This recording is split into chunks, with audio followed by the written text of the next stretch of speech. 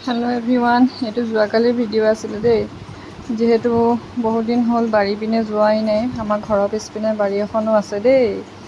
তাতে অলপ চব্জি কিবা লগাইছোঁ আৰু তামোলৰ গছ, পাণ, এনেকৈ অলপ কলগছ এনেকৈ অলপ লগাইছোঁ, কলৰ পুলি চুলি।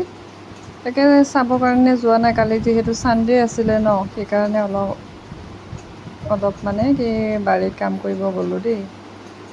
আৰু টাইম পোৱাও নাযায় তেনেকৈ, আৰু ছানডে হ'লেহে অলপ ফ্ৰী থকা যায়, নহয়নে বাৰু? সেইকাৰণে অলপ ভাবিলোঁ কি বাৰীখনকে অকণমান টাইম দিওঁগৈ আজি।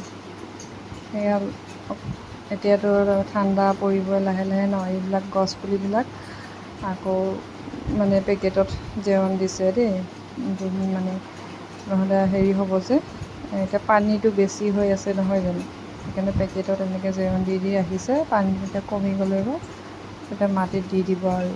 সেইপিনে আৰু এয়া তামোল পিনি নতুনকৈ লগাইছিলোঁ, অলপ ডাঙৰ হৈছে আৰু।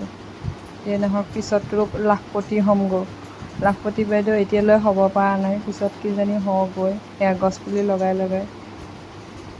বাৰু যি কি নহওক, কালিৰ ব্যস্ততাখিনি দেখালোঁ দেই ভিডিঅ' আকাৰে।